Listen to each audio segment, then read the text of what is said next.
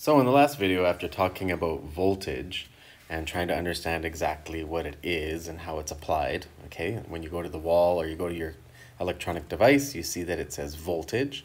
And we learned that voltage refers to electric potential, which tells us about electrical potential energy. And how would we use that value to calculate things such as the speed of electrons or the speed of electrons in a circuit, mainly a current. That's what we're after in the next few videos, okay? But you're gonna have a problem set coming up where we're gonna try to figure out how to convert voltage into electric potential energy. And then from electric potential energy, we can do some cool things, okay? So if you're in grade 10 watching this, we're getting to the end of grade 10, and I'm really trying to work your way towards understanding the types of calculations you're gonna be doing in grade 11 and grade 12. And it takes time, but you're gonna get comfortable starting to do these unit conversions and things like that. It's not hard, but it takes practice. So don't get discouraged. Just try to understand the math processes that are happening over here, okay? So the first question that we're gonna look at is converting voltage into potential energy. All right, and here we have calculate the amount of work required to move an electron through a potential difference of 100 volts. So what does that look like? Remember, if I had a positive charge and if I had an electron at infinity, well, that electron is going to be attracted to that positive charge. Okay, would I have to do work? No, I wouldn't have to do work. In fact, I would have to do work to separate that electron. So really what's happening, if I am doing work to move an electron through a potential of 100 volts, I'm not taking the electron from infinity and releasing it. I'm actually doing the opposite. I'm taking an electron that is attracted to that positive charge and I'm trying to move it away, okay? Because there's a force of attraction, and in order to do work is going to be equal to the force that I have to apply times the distance. So I'd have to, in order to do work on the electron, I would have to try to take that electron and separate it from that positive charge that it's attracted to. And I'd be separating it by a distance. Okay, so how much work would I have to do? Well, in this case, if it's a potential difference of 100 volts, okay, I would be at a voltage over here, that's high voltage, taking it to a lower voltage area. Okay, so this would be voltage 1 and voltage 2. And if I subtract V2 minus V1, that should give me 100 volts. Okay, so that's the potential difference, 100 volts. Okay, and an important thing to understand is, what is a volt? A volt means joules per coulomb, if you remember from last class. So everything that I just put over here is a bit of a review of what we talked about in the last little video, okay? So if I'm doing work on an electron, I'm applying a force on an electric field to move that charged object a certain distance, okay? Force times distance gives me the work that I'm about to do, okay? So that's complicated. Everything that I did here is complicated just to explain the theory, but the actual calculation is a lot simpler. So I'm just going to erase all this stuff, okay? And I'm just going to keep a few things up there for us to understand. Ooh, I should use a bigger eraser next time. Okay, so remember, a volt is equal to joules per coulomb, okay? And work is measured in joules. So how would I combine those two units in order to get joules? Okay, well, if I would take the voltage, which voltage is joules per coulomb, and if I want to get joules, I want to somehow do something to that joules per coulomb to get joules. So how would I get joules? What I have to do is I have to try to remove the coulombs from over here. That's on the denominator. We've done this many times. So this unit is telling us what to do. The unit is saying that the work done is going to be equal to the voltage times the charge of whatever I'm moving, okay? So in this case, we're moving an electron. So the charge of an electron is this. The work is equal to 100 volts times 1.6 times 10 to the minus 19 coulombs. It's going to give us 1.6 times 10 to the negative 17 joules. Okay, so it's not that much work. That's very, very small, but for an electron, that can be very, very large. Okay, so we just figured that out. The amount of work that I would have to do to move an electron through a potential difference of 100 volts is 1.6 times 10 to the minus 17 joules. And the big idea is that we have another formula. Work is equal to the potential difference times charge. Okay, that's very important. All right, so if you're reading in physics classroom and when they're talking about voltage and they're talking about batteries, inevitably you're going to come across this pump and waterfall analogy. Okay, so the pump and waterfall analogy is often used to describe how a battery works. Okay, and the battery is used to move charge in a circuit. Okay, so with the use of a diagram, explain this analogy. All right, so the battery is a device, is like a pump. Okay, so remember inside the battery, when I drew a battery in the last video, let's call this a 9-volt battery. Okay, inside that battery, what the battery has done is it's using a chemical reaction to do work. Okay, and that chemical reaction is separating the charge. Okay, it's putting all the negative charges on one side and it's putting all the positive charges on the other side. Okay, and that requires work. Okay, and what the 9-volt battery is saying is that for every coulomb of charge that it separated, it has to apply 9 joules of work per coulomb of charge separated. Okay, so by separating those charges, it has to put 9 joules of work per coulomb. And that work is stored as potential energy. Okay, so keep that in mind as we talk about this waterfall idea. So we've talked about potential energy in a different form when we talked about gravitational potential energy. Okay, so the same thing is true. If I put 9 joules of potential energy into an object that I've lifted, what I had to do, if this is a 1 kilogram object, I would have to lift that object against the force of gravity, okay, such that the work is going to be equal to the force times the distance. All right, so the work is equal to the force of gravity times the height that I'm going to lift it, and then that would be equal to 9 joules in this case. They'll tell me how much height I would have to lift that 1 kilogram object, okay, and then that energy is going to be stored as potential energy. Okay, same with a waterfall. So if I have, here's my little waterfall and my stream, and let's imagine that it's in a circuit. In that circuit, I would have to have a pump that's going to move the water back uphill, okay? And once that water gets uphill, it now has potential energy, and that water can fall down. It'll have kinetic energy at the bottom. It'll flow around the river back to the pump, and then the pump has to use mechanical energy to move that water back up to the top and give it potential energy. So the pump has to provide some type of energy. Well, in a battery, the battery uses a chemical reaction.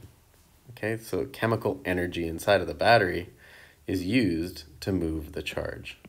Okay, so instead of a mechanical pump, we got chemical energy being used to move the charge and store 9 joules per coulomb of energy.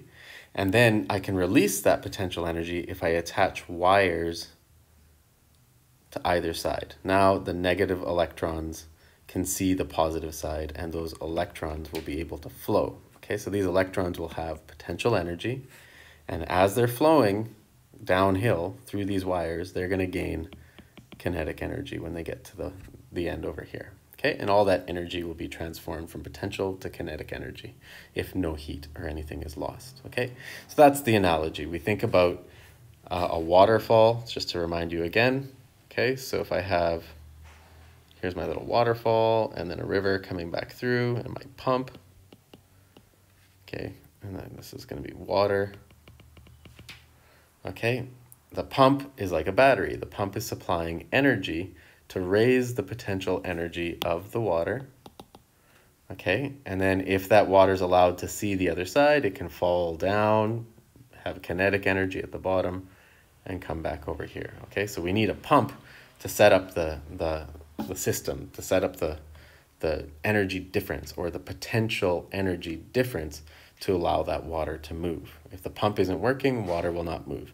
If the battery is out of chemical energy, the charges will not move. Okay, and that explains the pump and waterfall analogy used to describe how battery works in a circuit to move charge.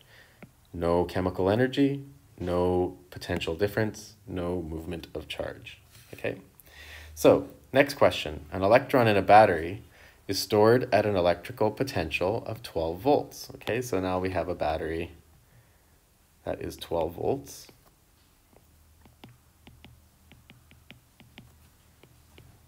Okay, and these electrons are stored with 12 joules per coulomb of energy. Okay, the question's asking us to calculate the velocity of the electron if all the electrical potential energy is transformed into kinetic energy. Okay, so again, if I connect this with wires, okay, and I see that electron over here with kinetic energy, over here it had potential energy, okay, well, that 12 joules per coulomb of potential energy, how would I be able to calculate the velocity? Okay, so step number one, I have to calculate potential energy. Okay, so how much potential energy does that electron have? Okay, well, remember, we solved that. If you take the voltage times the charge, okay, now the symbol for charge is a small q, okay? So what charge are we looking at? Since we're looking at an electron, we're looking at the charge of an electron. Okay, so then I would have to have 12 volts times 1.6 times 10 to the minus 19 coulombs. That would give me the amount of potential energy. Okay, so 12 times that number would give me the amount of potential energy. And that potential energy is equal to my kinetic energy. So the potential energy that I just calculated over there is equal to my kinetic energy. Okay, and if you remember, kinetic energy is equal to 1/2 mv squared. So then I would just substitute 1/2 mv squared into that relationship. So without doing the final calculation, I'm just going to show you my number substitutions. So 12 volts times 1.6 times 10 to the minus 19 coulombs is going to be equal to 1/2 times the mass of an electron, which is 9.11 times 10 to the minus 31 kilograms, times v squared. Okay, so now stop for a second and think, what would you do with the algebra? You have to isolate for v. So you'd have to move all of this to the other side, and then you'd square root that entire ratio, and you should be able to get the velocity. Okay, so I'll let you guys try to figure that out, try to calculate it, but this is the steps that you would take. So the first step, just to go over again, you calculate the potential energy. If I know my voltage, I can calculate the potential energy of whatever charge I'm storing by taking that potential difference, that voltage, okay, potential difference between that and that, the voltage times the charge of the electron, or the charge of whatever I'm looking at, will give me the potential energy, okay? And then that potential energy can be converted into kinetic energy, okay, and that's the formula for kinetic energy. So here we created that relationship. Here's my potential energy, and here's the numbers for the kinetic energy where I can solve for velocity, okay? So using that concept, we can make a really cool device, okay? This is called an electron gun. An electron gun has been around since the 1800s, okay, where we figured out the design of what an electron gun looks like. And the original televisions used an electron gun inside it. We also use electron guns in medicine. We use electron guns in microscopy. Electron microscopes use electron guns. Okay, so very important technology, very simple to make. Okay, what an electron gun has is it has a battery. This is a 200-volt battery attached to two metal plates. Okay, so this plate here is going to be, I'll just change the color. Okay, this is going to be positively charged, and this plate here is going to be negatively. Let's change the color to something that we can see better. Negatively, no, I can't see that either. Negatively charged. Okay, and the potential difference between either side is going to be 200 joules per coulomb. So 200 joules per coulomb is the potential difference between here and here. That means that there's 200 joules of potential energy per coulomb of charge difference. That's the driving force to move things. So what happens in an electron gun is this heater excites electrons and boils them off. It makes the electrons sit on the edge of the surface over here, okay?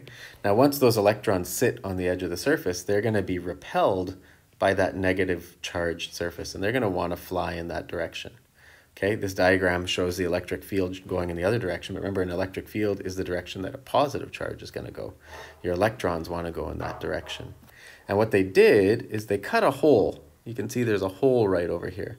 So the electrons that are going to be flying in that direction are going to go straight through that hole, and they're going to make a beam of electrons flying in that direction. Okay, and then we can aim that beam and do some pretty interesting stuff. Okay, now the cool thing that they figured out is if they changed the voltage, they can change the energy of that beam, or they can change the speed of the electrons in that beam. Okay, so this question is looking at if we're at 200 volts, the diagram above says that the velocity of the electrons in the beam is going to be 8.386 times 10 to the 6 meters per second. That's like a percent of the speed of light. That's pretty fast, okay? So show how this velocity can be calculated, okay? So we have to apply everything we did in the last problem, okay? So now in the last problem, we said that the first step would be to calculate potential energy. Okay, so how would we calculate the potential energy of these electrons? Okay, the potential energy is set up by the voltage. The potential difference is 200 volts. So just like we did in the last problem, okay, potential energy is equal to voltage, or the potential difference. So 200 volts is the potential difference between the plates, times the charge of the electron. Okay, remember Q, the symbol small q is charge. Okay, so the potential energy is going to be equal to 200 volts times 1.6 times 10 to the minus 19 coulombs. Okay, and then you can then say that the potential energy is going to become kinetic energy. Okay, so 200 volts times 1.6 times 10 to the minus 19 coulombs is equal to 1/2 mv squared. Okay, so if I want to solve for the velocity and prove that it's 8.386 times 10 to the 6 meters per second, then I would rearrange everything. 200 volts times 1.6 times 10 to the minus 19 coulombs divided by 1/2 times 9.11 times 10 to the minus 31 kilograms, which is the mass of an electron.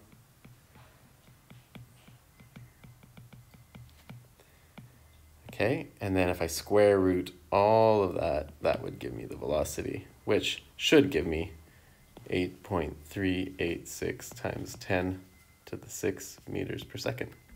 All right, so the calculations that we're doing here, I'm not expecting that all of us are going to be really good at it. Now, if you remember in the classcraft classes, I was talking about why we're doing this. I'm trying to get you guys to use these very strange numbers, and I'm getting you to practice putting them in your calculator, because that is a significant problem. Okay, if we don't punch these numbers into your calculator using the EE button or the E button, okay, we have a hard time dealing with those exponents, okay? Especially if you're going to be square rooting those exponents or squaring those exponents, you find that your numbers never match up to the multiple choice answers I give you, okay? So you can just, I'm going to give you questions on the QIA where you're just going to follow these processes. You can come back to this video and just try to say, oh yeah, that question matches up this design. And I want you to practice plugging these exponents in and getting comfortable with it, okay? And then once you start to match the answers, you know that that's the method that you have to use with your calculator, okay? We'll be doing a lot more of these calculations together just to get you guys comfortable.